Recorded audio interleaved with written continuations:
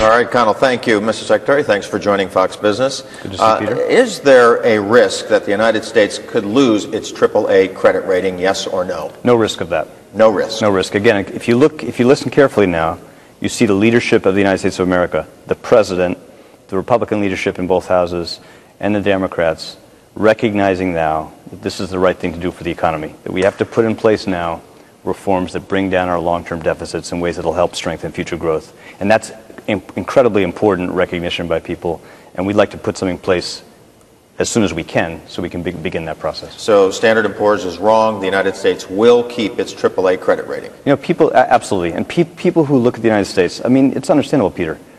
People who run businesses across the country, investors around the world, they look at Washington. Washington's a hard place to read. And it's hard for people to look past the political rhetoric and try to understand whether the leadership of Washington is going to take the tough steps necessary to get ahead of this problem. But again, if you listen carefully now, it's enormously important what's happened just over the last few weeks. You had a bipartisan fiscal commission set out a broad target for deficit reduction. You see the President of the United States embrace that basic framework. Even House Republicans, after a long period of saying deficits don't matter, that tax cuts pay for themselves, that we could live within our means indefinitely, that growth will take care of everything, are saying that we have to bring our deficits down. They have roughly the same target, $4 trillion over 10 to 12 years. So if you listen carefully now, I think the prospects for a bipartisan agreement are better than they've been in a long period of time. Of course, we have to turn that into action. Yes, I mean, there seems to be a great deal of difference on the details on how to get to that point. It's not just details. You know, there's big differences and the rhetoric is very sharp on both sides. Is there an environment for good faith negotiations? Again, I think there is. You know, I spent a lot of time talking to Republicans on the Hill, and I think both sides recognize to do this, it has to be bipartisan. And our challenge is to find ways to lock in what we agree on, knowing we're not going to agree on everything. And we have very different visions about what the right growth strategy for the country is going forward and how to be fair to our commitments to the elderly and to the poor and the disabled. But even within those disagreements, the most important thing is you see both sides now saying that the right thing for the economy now is to lock in some reforms that achieve concrete savings, targets for savings for deficit reduction with a way to enforce those limits so that Congress is living within its means. So a deal on the debt ceiling will include some spending cuts, as the President acknowledged the other day, and then a reform package or some kind of mechanism to get on some kind of path towards deficit reduction. What does that look like? Does it have enforcement mechanisms or what? That's the right question, Peter. Congress is going to pass a debt limit. They recognize they have to do that. And the leadership have made it clear that they're going to do that. They're not going to play around with that because, again, you don't want to call into question the basic creditworthiness of the United States of America. It's about trust and confidence. It's a basic fundamental commitment. It's a moral commitment you can think of, and we're not going to call that into question. But the hard thing and the important thing to do is to bring people together and try to put in place some targets for deficit reduction, targets for savings, a time frame for achieving those, and an enforcement mechanism to make sure they happen. You know, it has to be a credible enforcement mechanism so the targets are meaningful. And if we can do that, I think that would provide a very positive signal. And that would justify the confidence you see around the world in the United States today that this government is going to get ahead of this problem, not fall behind it. By how much does the administration want Congress to raise the debt ceiling this time around? That's a judgment Congress has to make. You know, it's just about how often they want to vote for this. Remember, we're the only country in the world that does this. The debt limit that's authorized is just to give us the chance to borrow to finance commitments Congress has already made in past Congresses in past decades.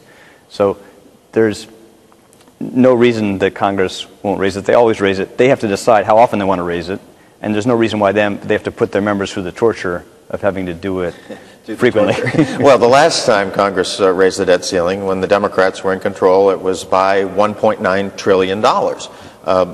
Is that the ballpark? Would that be a prudent increase that the administration would welcome? If it were up to me, yes, knowing that you want the world to know that our commitment to meet our obligations will never be in question, you would do it for as long as possible. Important to recognize that even under Paul Ryan's budget plan, you'd have to raise the debt limit by probably $2 trillion over the next 18 months to get through this, roughly the same amount as in the President's framework. So Congress has to do it, and Congress will do it.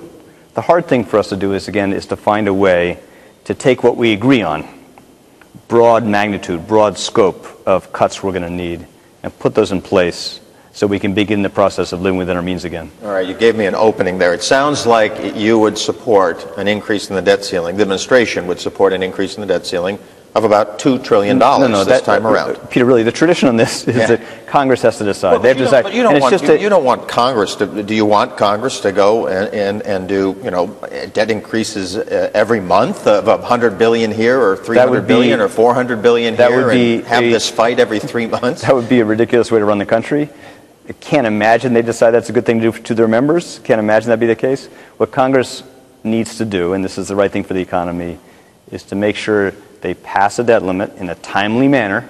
Don't take us too far into June to do that, and come together and put in place some reforms that will bring our deficits down over time. Because again, that's the necessary thing to do for the economy. I want to get back to the rhetoric question, though. The rhetoric just sounds very tough on both sides. Paul Ryan came back from the president's speech last week and called the president's speech demagoguery and partisan. The president is out, throwing punches himself. I mean, how can you reassure the public and investors that all of this rhetoric is not going to have an impact, that everybody's coming together behind the scenes? Is that what's happening? People are going to see what we do. They're going to look beyond what we say ultimately, and they'll look at what we actually are able to do together. That's the important test. Again, if we can do that, I think that would be a very strong signal to the rest of the world that the United States of America will do the right thing, will do what's necessary, as we always do. And we have a great tradition of rising to these challenges and doing them. And you can't do that today without doing it on a bipartisan basis. Now, I talk to Republicans on the Hill a lot. I've done so a lot over the last few days, not just the past few months. And again, I think they want to take advantage of this moment to put something in place. Everybody wants to vote for deficit reduction. Everybody wants to vote for fiscal responsibility. So we'd like to take advantage of that moment, this moment, and put something in place that would be good for the economy. Now, we're going to disagree fundamentally, Peter, on a lot of things about what's the right growth strategy for the country. But I think we all agree that future growth requires that we begin to put reforms in place that will help make sure we're living within our means. We have to do it gradually, balanced way, preserve the capacity to invest in education, innovation. Those things are fundamentally important. And I think we have a chance to do that now. All right, Mr. Secretary, thanks for joining Fox Business. Good to see you. Stuart.